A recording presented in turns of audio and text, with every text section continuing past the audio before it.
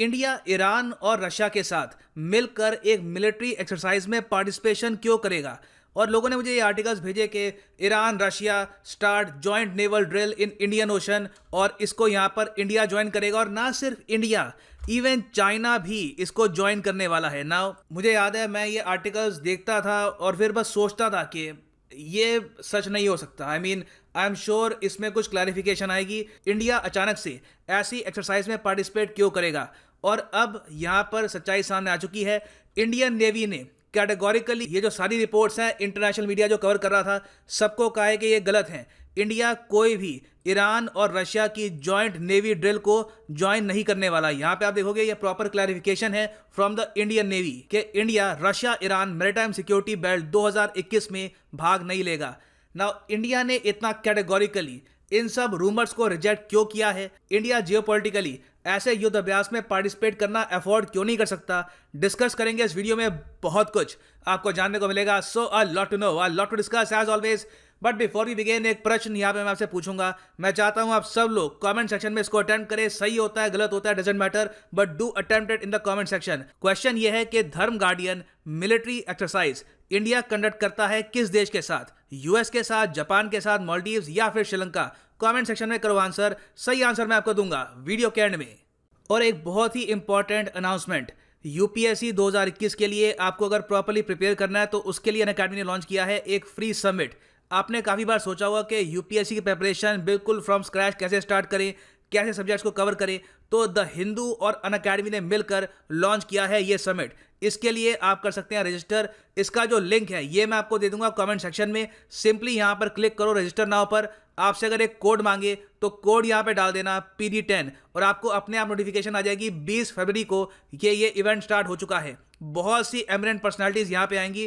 राज्यसभा के आपको पता होगा बहुत ही फेमस जर्नलिस्ट हैं फ्रैंक परेरा, ये भी यहाँ पर होंगे। उसके अलावा कई IAS officers, IFS officers. You will get to learn a lot. तो अगर एक प्रॉपर अटेम्प्ट देना चाहते हैं यूपीएससी 21-22 के लिए तो डू अटेंड दिस समिट।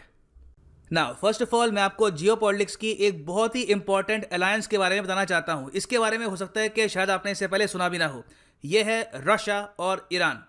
आपने काफ़ी बार 5 आइज के बारे में सुना होगा। मैं पहली वीडियो में ही बता चुका हूं आपको कि 5 कंट्रीज़ का ग्रुप है जहां पर US, Canada, UK, Australia, New Zealand है, आपस में इंटेलिजेंस शेयर करते हैं। इसी तरीके से एक और बहुत ही इंपॉर्टेंट ग्रुप है जो फॉर्म हुआ था 2015 में।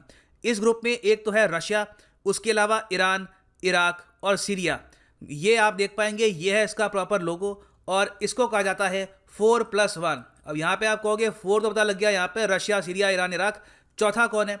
आप जान के हैरान हो गए यहाँ पे अगेन, हिजबुल्ला भी इसका एक प्रॉपर मेंबर है। और ये सब देश अलॉन्ग विद हिजबुल्ला ये लोग करते हैं आपस में इंटेलिजेंस शेयरिंग। इसके बारे में पढ़िएगा, काफ़ी इस पर आपको किताबें मिलेगी, आर्टिकल्स भी मिलेंगे। मगर इनिशियली ये इन्होंने ग्रुप लॉन्च किया था ये कहकर कि देखिए हम तो इंटेलिजेंस शेयर करना चाहते हैं, अपनी जो सीक्रेट सर्विसेज हैं उनमें कोऑर्डिनेशन बढ़ाना चाहते हैं ताकि इस रीजन में जो भी आतंकवादी ग्रुप्स हैं मिडिल ईस्ट के आसपास, इनको हम प्रॉपर्ली कंट्रोल कर पाएं। मगर रियलिटी ये है कि ये एक जियोपॉलिटिकल इंटेलिजेंस अलायंस है। ऑन पेपर चाहिए एक्सेप्ट ना करें, मगर आप देखेंगे इनकी बहुत सारी जो स्टेटमेंट्स होती हैं, जो इनके समिट्स होते हैं, वहां पर एक कोशिश ये करते हैं कि यूएस को कैसे काउंटर करना है, जो वेस्टर्न यूरोप है इसको कैसे काउंटर करना है। और अब तो चाइना भी एक बहुत ही बड़ा सपोर्टर बन चुका है इस पर्टिकुलर ग्रुप का। और एक और बात मैं ये भी ऐड कर दूं कि इस ग्रुप को बनाया पता है किसने था? इस ग्रुप को बनाया था कसीम सुलेमानी ने, जिन्हें इराक में यूएसए ने असैसिनेट किया था और डोनाल्ड ट्रंप ने ऑलमोस्ट सेलिब्रेट की थी इनकी असैसिनेशन। कसीम सुलेमानी ने यूएस के जियोपॉलिटिकल प्लान्स को जितना नुकसान पहुंचाया था शायद पिछले 10 साल में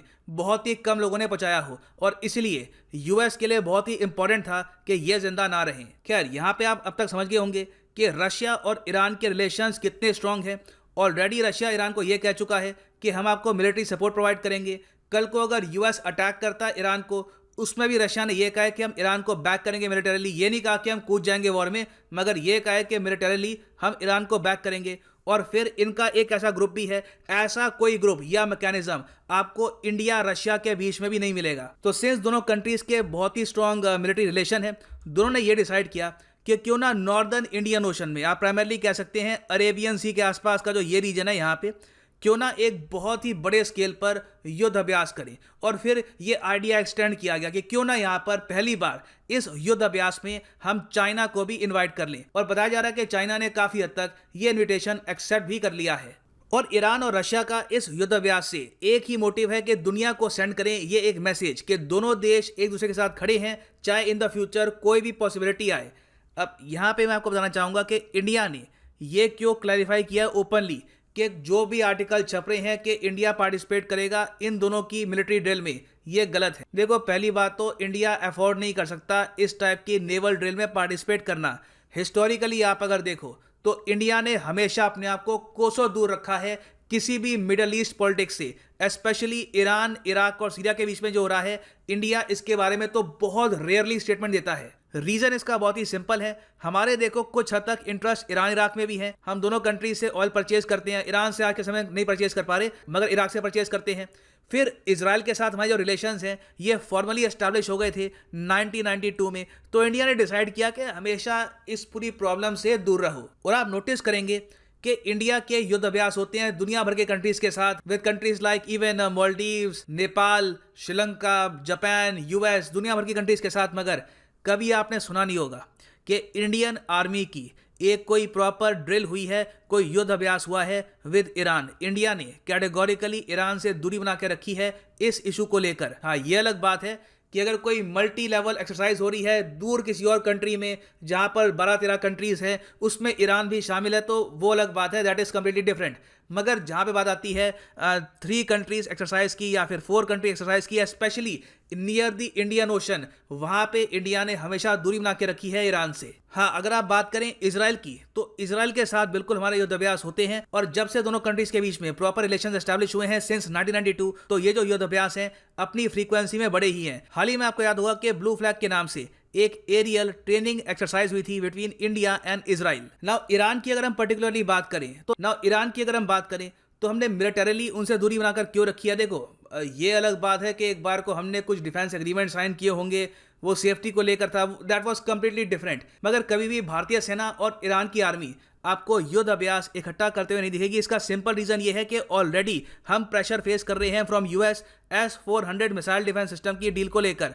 उसके अलावा जो बाइडन आज के समय बहुत ज्यादा अग्रेसिव है रशिया के अगेंस्ट, और सिंस रशिया यहाँ पे ईरान को सपोर्ट कर रहा है और ईरान और यूएस की न्यूक्लियर डील अभी भी कंप्लीट हुई नहीं है, हमें पता नहीं है कि जो बाइडन वापस न्यूक्लियर डील को एस्टैब्लिश करेंगे या नहीं करेंगे। तब तक इंडिया के लिए बेस्ट केस सिनेरियो यही है कि ईरान के साथ कोई भी युद्ध अभ्यास हम ना करें। फाइनल रीजन यहाँ पर यह भी है सऊदी अरेबिया। हाल ही में आपको पता होगा, कंफर्म हो चुका है कि इंडियन सोल्जर्स हिस्ट्री में पहली बार सऊदी अरेबिया जाएंगे वहां पर युद्ध अभ्यास करने के लिए। तो आप अगर मिलिट्री पॉइंट ऑफ व्यू से देखो तो हमारा रुझान ज्यादा सऊदी अरेबिया की तरफ है कंपेयर टू ईरान। नाउ क्या इसका मतलब यह है कि भविष्य में अगर ईरान पर सैंक्शंस हटते हैं तो इंडिया यहाँ पे ईरान में इन्वेस्टमेंट नहीं करेगा, ईरान से ऑयल परचेज नहीं करेगा? नहीं, इंडिया बिल्कुल परचेज करेगा। मगर हम बात करें अगर लॉन्ग टर्म फॉरेन पॉलिसी की, तो आज के समय इंडिया सऊदी अरेबिया के जो रिलेशंस हैं ये बहुत ज़्यादा मजबूत हैं compare to India Iran relation. और इन द फ्यूचर अगर चूज करने की बात आई बिटवीन अलायंसेस, तो इंडिया यूएस सऊदी अरेबिया को चूज करेगा रादर देन ईरान रशिया। और फिर तीसरा एस्पेक्ट ये भी है कि इस मिलिट्री एक्सरसाइज में जो ये करेंगे इन द इंडियन ओशन, यहाँ पर चाइना भी पार्टिसिपेट कर रहा है। और हाल ही में जो गलवान में हुआ उसके बाद जिस तरीके से स्टैंड ऑफ कायम रहा, हालांकि अब पैंगोंग लेक के आसपास जो स्टैंड ऑफ खत्म हो भी गया है, तब भी इंडिया नहीं चाहेगा कि इतनी जल्दी हम चाइना के साथ किसी भी युद्ध अभ्यास में पार्टिसिपेट करें। सो वापस आते हैं अपने क्वेश्चन पे कि इंडियन आर्मी ने कंडक्ट करी है धर्म गार्डियन एक्सरसाइज इनमें से किस देश के साथ हाल ही में? सही उत्तर यहाँ पे है ऑप्शन बी, जापान।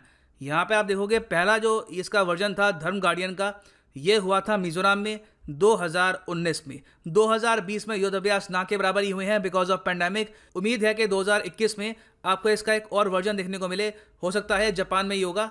तो very important question, remember this. तो ये है अंत हमारी वीडियो का। Thank you for listening and as always God bless you all.